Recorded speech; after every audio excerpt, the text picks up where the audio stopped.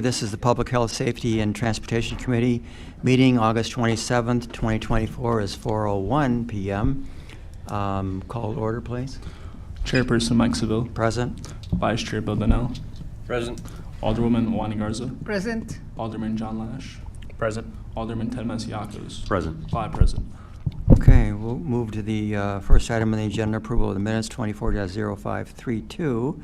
Approval of the minutes from the Public Health, Safety, and Transportation Committee held on July 9th, 2024. Is there a motion?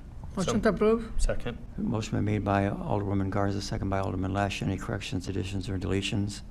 All in favor say aye. Aye. Aye. Opposed, motion carried 5-0. And do we have any members of the public wishing to give testimony? No one has signed up. Okay, we'll go to the agenda then. Items, we have two. 24-0639, resolution to approve a rental agreement with the East Aurora School District 131 for the City of Aurora's Youth Services Subdivision. And we have somebody, Viviana, welcome. Hi, good afternoon. Viviana Ramirez, Community Services Chief. So today we are presenting an agreement with that allows us to place our portable soccer field at Rollins Elementary from September 16th through the 30th for the exclusive use of that school and the entire district. We are not going to be charging East District 131. We're going to cover the cost of transporting to the school, the setup, and the takedown. We're also going to be conducting weekly checks and inspections of the portable soccer field.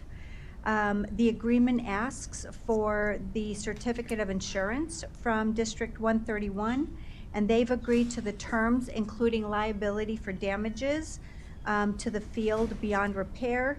We, however, will cover any normal wear and tear damages, and it's set to go before their Board of Education meeting on September 9th. Any questions? Which one? Yeah, Alderman Mr. Masiakos. Chairman, I'll take the opportunity. Thank you. Mr. Ramirez, two questions for you. I think I know what's the answer to the second one. This contract, have we had a review of the indemnification clause yet? So we had attorney Nydia Molina from the city look through this contract and worked with Simon Rodriguez in Youth Services. So I believe that she looked through this and gave us the okay. Okay, but that's not, what about the school district? My experience with the school district, that the school districts typically have a fairly ironclad indemnification policy. And has it been reviewed with their attorney yet? I can't speak that they have or haven't, but they've had this contract, they approved it, and that's why it's set to go to their school board on their September 9th meeting. Okay, and I see we have here someone from legal. They can step up, maybe answer that question. And if there's no answer right now, maybe we can get an answer by the time we go to COW. I am not certain if the school district's legal has approved. Could you recognize yourself? Oh, I'm sorry, Kathleen Watson, Assistant Corporation Counsel. I'm not certain yet if their legal department has signed off on it yet. I did not work with them. I know it's up for approval, so I know Okay. they would review it before it went to their Okay. board meeting. All right, because I'd love for us to know exactly what we're responsible for before we vote on it, what we have agreed upon. And my second question is, it's probably a typo, but in terms of the term on the first page of the agreement, lease to commence September 16th, 2024. Lease will expire September 30th, 2024. So it's only a 14-day period? It is, Alderman. It is just for that time period for the exclusive use there at the school. Our hope is to move the portable soccer field to different areas, but my email does say it's just September 16th through the 30th. And then I'm also happy to sit and look to see if I have any other information to provide to question number 1. And if not, we'd certainly be ready to answer that when it comes before for full vote, if you'd like. Okay, because the other question would be, what about the other side? I mean, I love that you're doing it in 131. 131 is pretty much, my ward is, the heart of my ward is in it. What about maybe other school districts as well? We did reach There's a out to plan another for it. school district, actually, Alderman, and they were not comfortable with the terms and conditions that we were proposing, and so it's something that we will revisit, but District 131 did accept our terms, Okay. and so that's why we're going first with this district. Okay, I see. All right, appreciate the time, Mr. Chairman, and your responses. Thank you. Alderman Deneau. So I think you said it already, and I think I read it earlier. So this is for the exclusive use of the school children, not other traveling teams or, you know, soccer fields can be a very popular place. So, but it sounds like it's just for the school kids. Correct. It's exclusive use for Rollins Elementary, but also for the entire district. So when we put the portable soccer fields, it's really trying to make it available to everybody in that district, but it's placed at Rollins. So they'll have exclusive use, but anybody else from the district can use it. The intent is not for traveling teams. And this is a kind of a smaller field, is that correct? It is, and there's a picture attached on page 8 of 8, and I'm happy to bring this up for your review if you'd like. And this is the field we had set up over at Garfield Park? Yes, Okay, correct. thank you. We have it on our staff report. Thank you. Mike? Yeah, right now, I think it's in the Claim Street.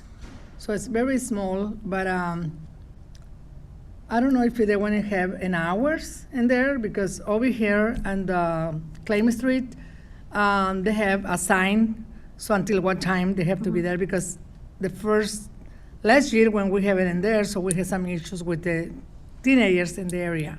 So yeah, this is very small. It's only for really small kids, not for big kids. But last year we have some issues with the teenagers try to be there, so we put a sign, and now I think they respect that. But the good thing is, in the area they close the gates on the Kane Street and the Claim Street. So I don't know, in the Rollins school, so they want to be inside the perimeter of the school, or where they want to put it? I'm not sure. However, I am happy to find out, and I can also make sure that we have, if there's a time posted schedule, which I believe there is, but because I'm not certain, I don't want to ascertain that quite yet. I can get back to you for sure. Okay. Alderman Lush. Thank you, Mr. Chairman. First of all, I wanted to say I think this is excellent that we're sharing our resources with the school districts, and it looks like a really outstanding partnership. I had some similar questions to some of the other members here. One is about the insurance, and then about the moving it around. I think it's good that we're moving it around, but your plan now is just to move it around within District 131? For right now, we are, yes, I believe so, because that's the only district that's accepted our terms. Okay. And did we make it available to all of the other districts, 129, 204, 308?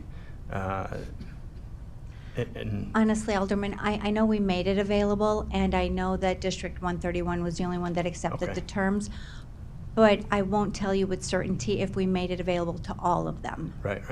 Okay, that was going to be one of my questions, Right. is should we? And then the final thing is, I mean, I guess this is kind of a test run to see how it goes, because I know that kids play at the basketball courts long after hours and after the parents and adults are gone from the school. They might play on this too, so I don't know if there's a way to lock it. I know it's got a gate, a way to close off the entrance. I'm just curious how that's going to be handled.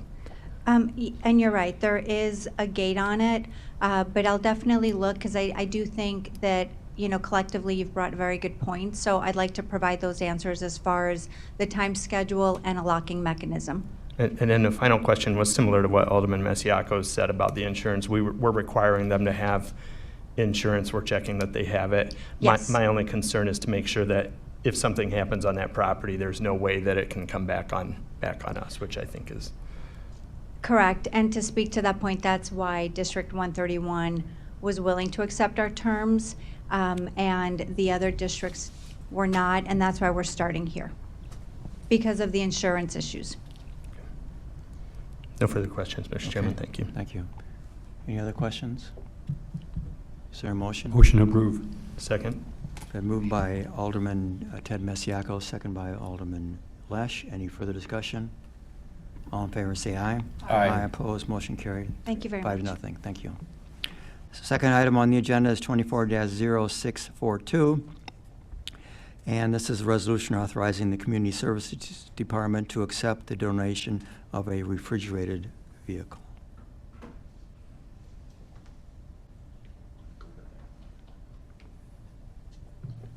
Good afternoon, Alex Alexandru, Chief Management Officer. I'm with Kathleen Watson, our Assistant Corporation Counsel. The item before you is requesting approval of a donation agreement between the city and the parent company of Factor, which is HelloFresh. Their legal name is Grocery Delivery E-Services USA Incorporated. I will give you just a brief history of how this came about. I believe you're aware that Factor is in our community, the location up on Orchard and Indian Trail. The company has a nationwide program for food distribution in a number of cities. They partnered with us earlier this summer, and we've had a number of very successful food giveaways to certain parts of our community. We partnered with school districts and the Housing Authority, and it was very well received. So in that process, a discussion was had about expanding those services, especially within community services and the fine work that Katrina Boatwright and Simon Rodriguez have done outreaching in youth services and senior and persons with disabilities, to where we know there are gaps in coverage from what either Meals on Wheels can do or the township or other similar programs. And so in discussing with them, we asked for a vehicle.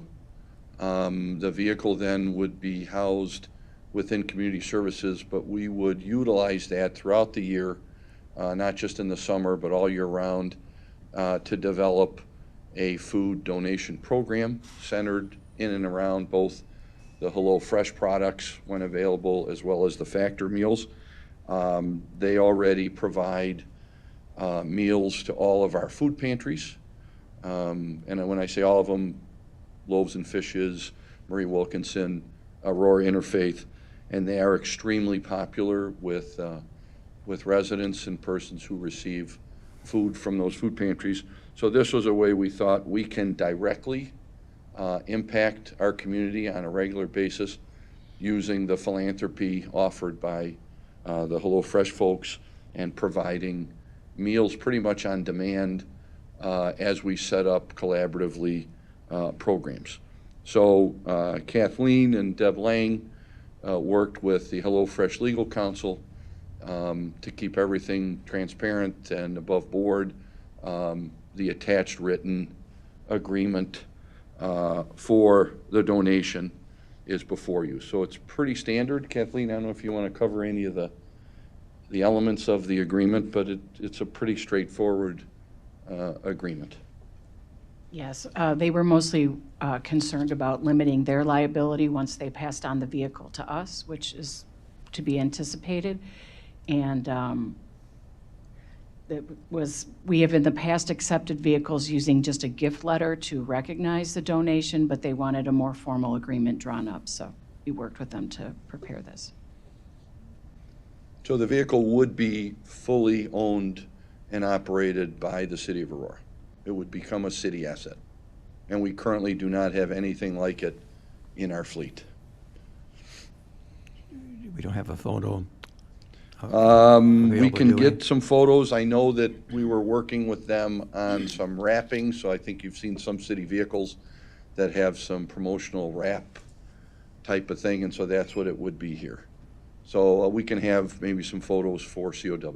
How many square feet is the refrigerated section? It's, I don't know if you've seen any of their delivery trucks or if you saw the vehicle. It's going to be almost identical to the vehicles that they've used for the food programs we've had this summer. So I don't know is the make in here?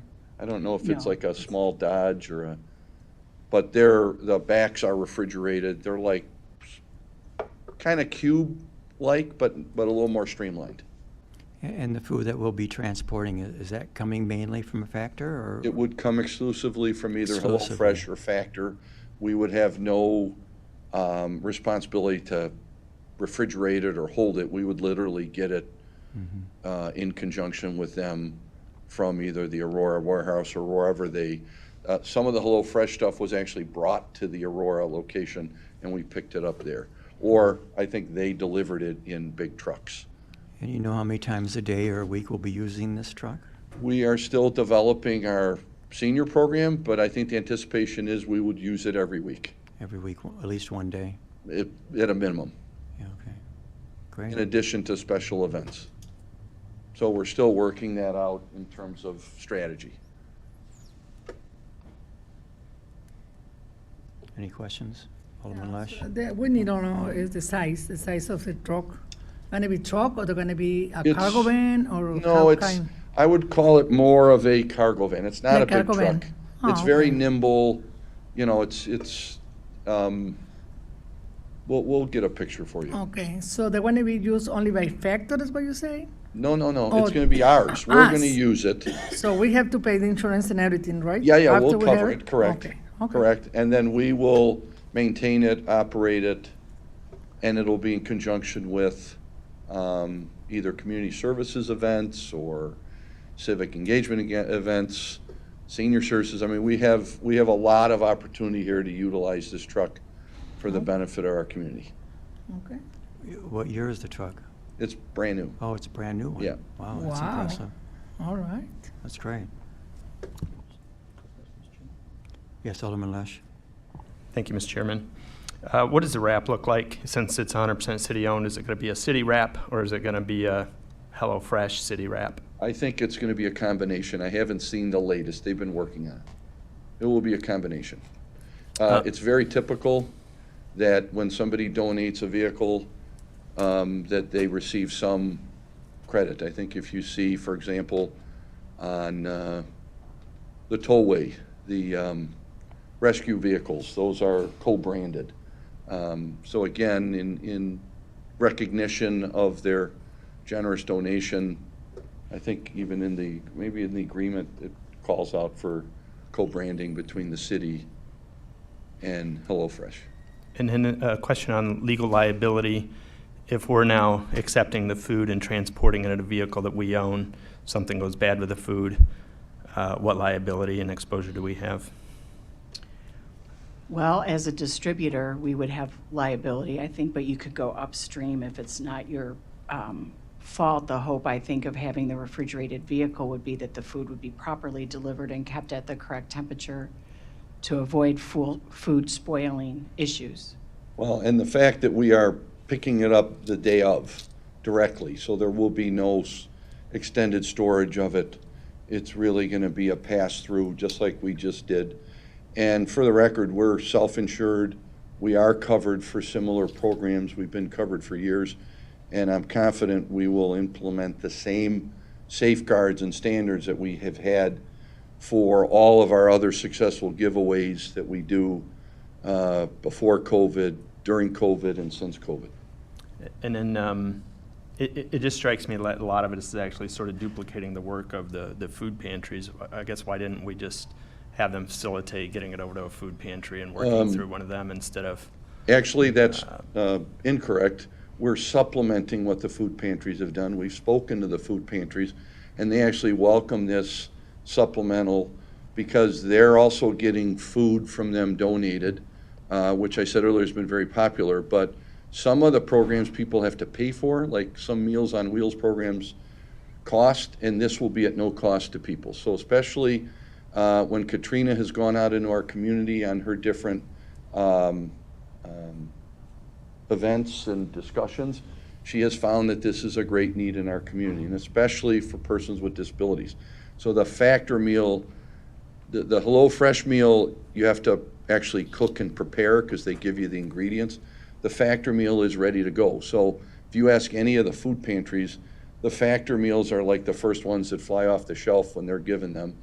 And actually, Kathleen, I think there is something in the state, we'll have to look, there might be some immunity for, I think that food pantries enjoy, and I don't know if we enjoy the same immunity. We should look at that for food distribution.